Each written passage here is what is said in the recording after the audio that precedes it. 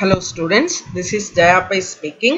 In this class, let us study something about potentiometry, one of the instrumental methods of analysis. Under this, we are going to study principle, instrumentation and an example for a potentiometric titration. In our previous class, we were discussing about conductometry, principle, instrumentation and few cases of conductometric titrations. Assuming that whatever concepts you studied in the previous class, you are thorough with those concepts. Moving on to a new concept here. Now potentiometry, it is a standard method of finding out the concentration of the solution. So it is a method of finding out the concentration of the solution, that is by measuring the EMF. So in this experiment, in this method, we are measuring the EMF, that is electromotive force. Okay. Whereas in the previous lecture, we were discussing about conductometric titrations.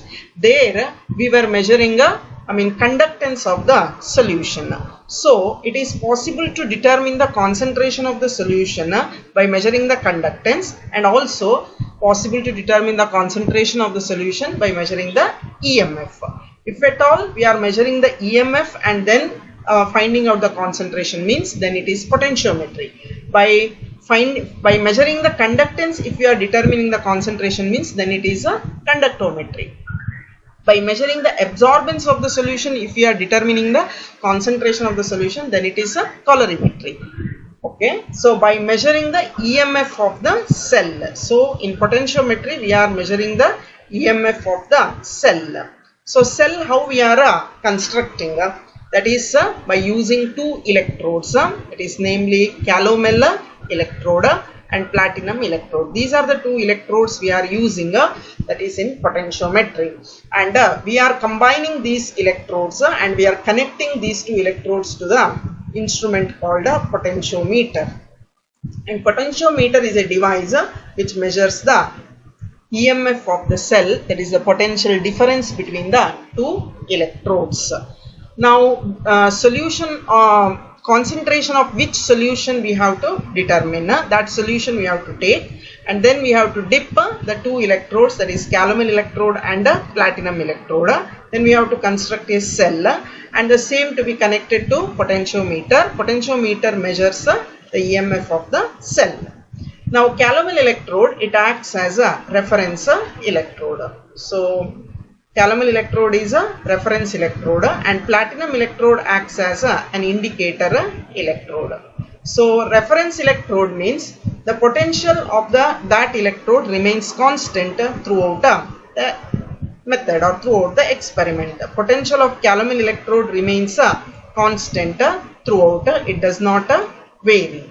Whereas that of the indicator electrode potential, it keeps changing with the change in the concentration of the solution. So indicator electrode potential, it keeps changing, it is not constant, its potential keeps changing with the change in the concentration of the solution. So points to be remembered, calomel electrode is a reference electrode and its potential remains constant throughout, and platinum electrode is an indicator electrode, its potential keeps changing with the change in the concentration of the solution. Hope the things are clear. Now moving on. Now let us take one example and then we'll try to understand what is this potentiometry all about. Now potentiometric titration of ferrous ammonium sulphate solution against a standard potassium dichromate solution. So this is one example for a redox reaction, that is potentiometric titration, and we are taking ferrous ammonium sulphate, FAS, ferrous ammonium sulphate solution is titrated against a standard solution of potassium dichromate. Now solution to be taken in the burette, it is standard potassium dichromate solution. So solution taken in the burette is a dichromate solution, that is K2Cr2O7. This is an oxidizing agent. Solution taken in the beaker is FAS solution, that is ferrous ammonium sulphate. So in the beaker we are taking FAS solution. Formula being a FeSO4, that is ferrous sulphate, and NH4 whole twice SO4, that is ammonium sulphate, and 6H2O. So this is the formula of ferrous ammonium sulphate. This is a double salt. It is a combination of two simple salts, that is ferrous sulphate and ammonium sulphate, and some dilute, sulfuric acid is also added, because ferrous ammonium sulphate and potassium dichromate reaction takes place in an acidic medium. Now electrodes used here already discussed, that is calomel electrode and platinum electrode. These are the two electrodes used in potentiometric titration. Instrument used, it is potentiometer. So it is instrumental method of analysis. So potentiometer is the device used. What is the parameter measured? Parameter measured is EMF of the cell. In our previous lectures, we discussed about colorimetry. There the parameter measured is absorbance. We also discussed about conductometry. Parameter measured conductance. So here it is potentiometry. The parameter measured is EMF of the cell. Instrument used is potentiometer. Electrodes used are calomel electrode and platinum electrode. Solution taken in the burette here, potassium dichromate is an oxidizing agent, and solution taken in the beaker is ferrous ammonium sulphate, is a reducing agent. So reaction between an oxidizing agent and reducing agent is called redox reaction, and most of the redox reactions can be best explained, that is using a potentiometry. Moving on, now the instrumentation. Here in the burette we are taking a potassium dichromate solution. Potassium dichromate solution to be taken in the burette, and analyte solution, that is in the beaker, it is a ferrous ammonium sulphate solution, FAS, that is also called Morse salt.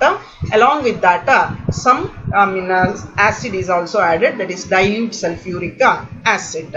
And redox reaction takes place fast in the presence of acid medium, and therefore sulfuric acid is added.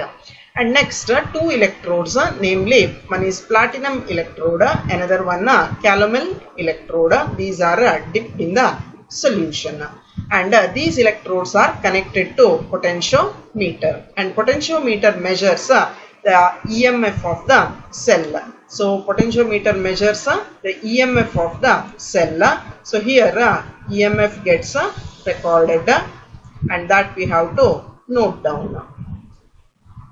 This is the display. Now this is the schematic picture, and it is the laboratory setup for potentiometric experiment. This is the potentiometer, and this is the display where EMF value gets displayed. And here this is the beaker in which we are taking a FAS solution, that is ferrous ammonium sulphate solution and sulfuric acid, and here two electrodes are immersed. One is platinum electrode, another one calomel electrode. Green colored is platinum electrode, and beside that you have one more electrode, and that is reference electrode, that is calomel. And these two electrodes are to be connected to the potentiometer, and then we have to take a potassium dichromate in the burette. Then we have to start the experiment. So this is all about instrumentation. Hope the things are very clear. Now what is the mode of titration? How titration is done? Actually potassium dichromate, since we have taken it in the burette, it is added in the increment of 0.5 ml. Before adding dichromate from the burette, initial potentiometer reading is to be recorded. That is for 0.0 addition of potassium dichromate, what is the EMF of the cell? That is a potential difference between the two electrodes is to be recorded. Then we have to add 0.5 ml potassium dichromate. Then the solution is to be stirred well. Here you have a magnetic bead, and it is magnetic stirrer is there. So by itself the solution gets stirred, and then EMF value gets recorded here. So that we have to note down. So the procedure is to be continued in the increment of 0.5 ml, and after each addition the solution is to be stirred well, and the EMF of the cell is to be recorded. Now in the beginning of the titration, there is a gradual increase in the EMF of the cell. So in the beginning of the titration, what is being observed is there is a gradual increase in the EMF of the cell. And near the end point or equivalence point, at the end point or equivalence point, there is a sudden increase in the EMF of the cell. So at the equivalence point, what is being observed, there is a sudden increase in the EMF of the cell. Whenever there is a sudden increase in the EMF of the cell, we can conclude that the reaction between the two, that is the one which is taken in the burette and that in the beaker, is complete. So at that point there will be steep increase in the EMF of the cell, and beyond the equivalence point, that is after the equivalence point, there is a constant increase in the EMF of the cell. So EMF does not decrease anywhere. Right from the beginning till the end of the experiment, EMF goes on increasing.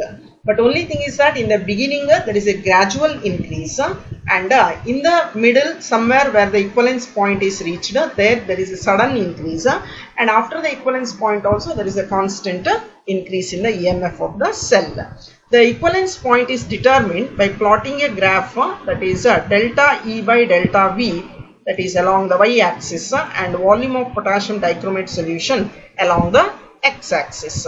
So graph is somewhat like this. Delta E by delta V, we have to take it along the y-axis, and volume of dichromate we have to take it along the x-axis.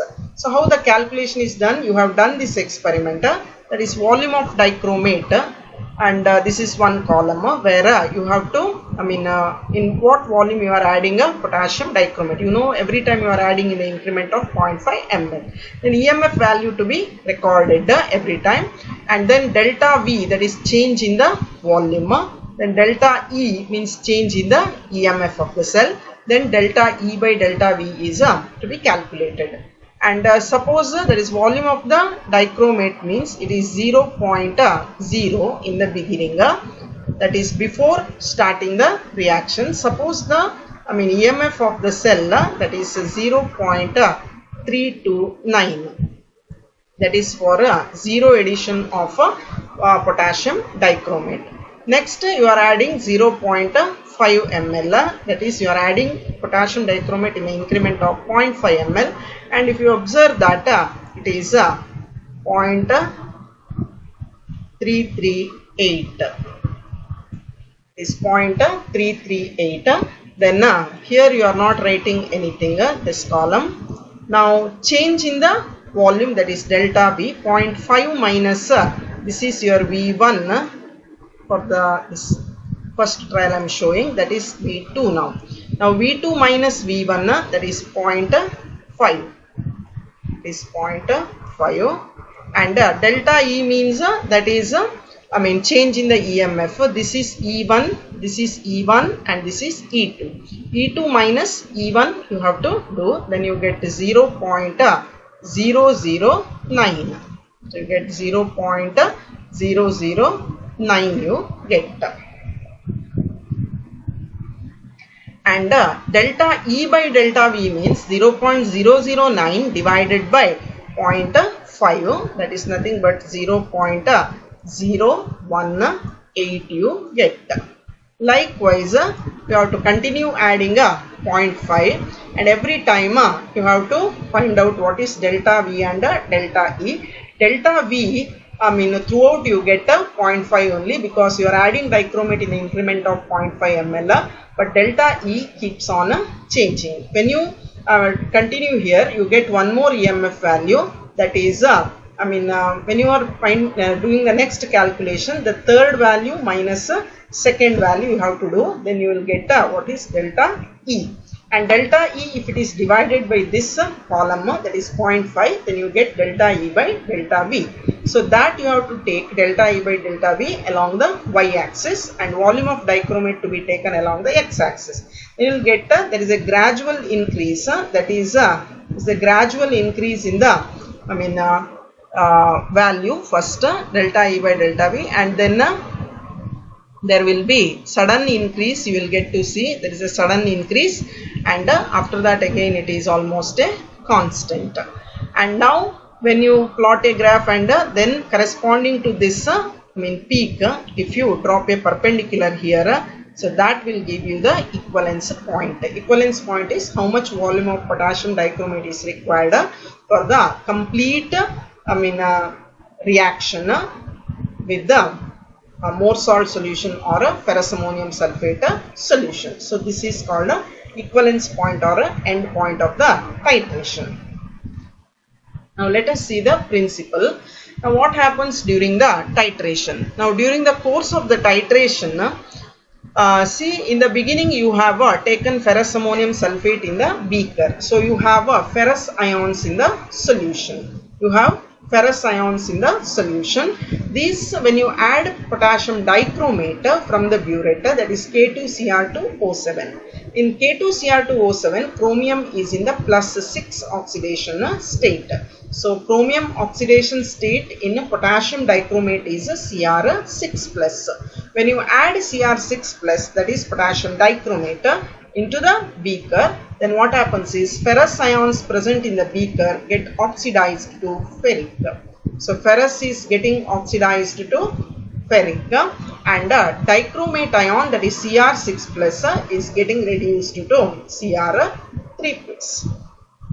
So this is the only reaction you need to understand, that is in potentiometric titration of FAS against potassium dichromate. So what is happening is ferrous ions you have taken in the beaker in the form of ferrous ammonium sulphate. You are adding potassium dichromate from the burette. That is potassium dichromate, chromium is in the +6 oxidation state.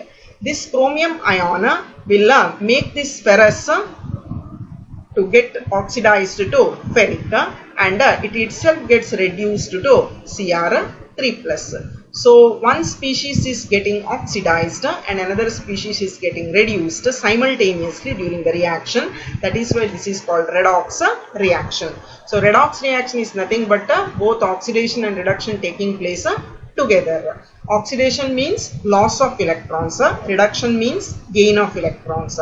So ferrous is oxidized to ferric, Cr6+ is reduced to Cr3+ ions. So this reaction keeps happening, that is as the reaction proceeds. Now in the beginning of the titration, when you add just 0.5 ml of potassium dichromate, you are adding the titrant from the burette in the increment of 0.5 ml. Therefore some ferrous is oxidized to ferric. At a time the reaction does not take place. Slowly the reaction is getting closer to the equivalence point. Therefore some ferrous is getting oxidized to ferric. So in the beginning of the titration, both ferrous and ferric ions exist together. So this is important concept to understand. Both ferrous and ferric ions exist together as soon as you add 0.5 ml of potassium dichromate. Now there exists that is called coexistence. The coexistence of two ions of the same substance. The coexistence of two ions of the same substance. What I mean is two ions means ferrous and ferric. Of the same substance means both are made up of iron, but with different oxidation states. They differ in their oxidation state. Ferrous oxidation state is 2+, and ferric oxidation state is 3+. They vary only in their oxidation states. So two ions of the same substance with the different oxidation states, when they coexist, they give rise to potential. They give rise to potential. So potential to be generated, the condition in the solution is potential to be generated, the condition is there should be coexistence of two ions of the same substance with the different oxidation states. And as soon as the potential is developed, that is picked by platinum electrode, because platinum electrode is the indicator electrode. and that potential is given by the Nernst equation, that is E equal to E naught plus 0.0591 divided by 1 into log molar concentration of ferric ions divided by that of ferrous ions. Now what is this 0.059? It's a Nernst equation, and divided by 1. It is because the oxidation state difference 3 and 2, the difference is 1, that you are writing here. Now oxidized state concentration to be written on the numerator, and reduced state concentration is to be shown in the denominator. So this is ratio in the log term, okay, log of this ratio. Now this is the potential actually developed in the solution, and it is mathematically given by Nernst equation. Moving on, the electrode is represented as because the potential is picked by platinum electrode, so you are writing platinum first, and that potential is developed by the two species, that is ferrous and ferric. They are made up of the same metal. They differ in their oxidation states. So importance first to be given to the oxidized state. Therefore you are writing a ferric first, then comma ferrous. Now oxidation of ferrous keeps taking place till the equivalence point. So you are going on adding 0.5 ml of potassium dichromate. So as long as you add potassium dichromate and as long as ferrous ions are there in the solution, ferrous is getting oxidized to ferric. Therefore EMF of the cell gradually increases till the equivalence point. Now what happens is ferrous is getting oxidized to ferric, so ferric concentration goes on increasing, ferrous concentration goes on decreasing, and therefore EMF of the cell goes on increasing. And in the beginning the increase or decrease it is taking place gradually. Ferric concentration gradually increases, ferrous concentration gradually decreases. Therefore EMF of the cell gradually increases. Now at the equivalence point what happens? At one stage during the reaction, ferrous is completely oxidized to ferric. It should happen at one stage because at one stage ferrous should get completely consumed or it should get completely oxidized to ferric, and hence you say that ferrous ion concentration tends to 0. That is because it is totally oxidized to ferric, and ferric ion concentration will be very, very high. Ferrous ion concentration tends to 0, ferric ion concentration will be high, and therefore at the equivalence point, the ratio, that is ferric divided by ferrous ion concentration ratio, it will be high. That is because the concentration ferrous, it is almost tending to 0 because all ferrous is converted to ferric and concentration of ferric is very, very high. So in the denominator the value is 0 means this entire term it is very, very high. It is something called infinity in mathematics. But infinity means it is a very large value and nobody knows what it is. So we are saying it is a very high value. Therefore, in the formula, ferric and ferrous, this ratio, ferric by ferrous, it is very, very large, very high value, and because of that EMF will be very, very high, that is at the equivalence point. And hence, we observe a steep increase in the EMF value at the equivalence point. Therefore, near the equivalence point, EMF of the cell will be very, very high. Now, beyond the equivalence point, what happens? Now ferrous is not there, ferrous has made an exit from in the solution, and ferrous is completely oxidized to ferric. Now still you are adding a dichromate from the burette, that is K2Cr2O7, you are adding it in the form of Cr6+. When you are adding Cr6+, and it actually reacts with the ferrous, when you are adding Cr6+, it actually reacts with ferrous, but now ferrous is not there, ferrous has made an exit. Now in ferrous is not there, then what happens? Only Cr6+ ions you will be adding from the burette, as no ferrous ions will be there in the solution. No, you are adding from the burette only Cr6 plus. No ferrous ions are there. Ferrous is completely oxidized to ferric. Now Cr6 plus added will not react with the ferric.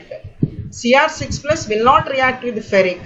It reacts only with ferrous. Therefore, Cr6 plus remains as such in the solution, and it will come in contact with the Cr3 plus ions formed earlier in the solution. Now, Cr6 plus and Cr3 plus they make a combination and they coexist. So, there is a coexistence of Cr6 plus and Cr3 plus in the solution. These are made up of the same metal, that is chromium, but they differ in their oxidation states and they exist together. The condition for potential, condition for potential is nothing but the coexistence of two ions of the same species differing in their oxidation states. Now this combination gives rise to a potential, and that potential is again picked by platinum electrode, and it is now given by the Nernst equation as E equal to E0 plus 0.0591 divided by 3 log molar concentration of the higher oxidation state species Cr6 plus divided by Cr3 plus. Now this is divided by 3 because here difference in the oxidation states is 3, that is 6 minus 3. And the electrode is represented as this potential is picked by platinum, therefore platinum first, single vertical line, then a higher oxidation state to be given preference while writing Cr6 plus Cr3 plus.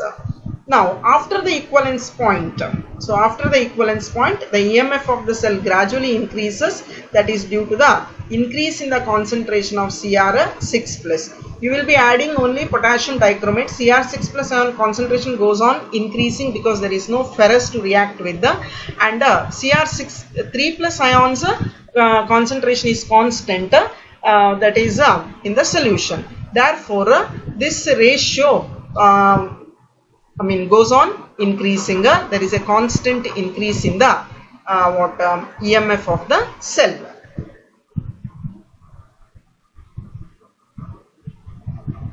Yes, this is what I wanted to share with you, that is how exactly EMF of the cell varies, that is from the beginning of the titration till the end point. I feel whatever concept I have shared with you, you have understood, and still you might have some doubts. In case if you have any doubts means anytime you can post your questions here, or you can also contact me. You can call and get your doubts clarified. Thank you.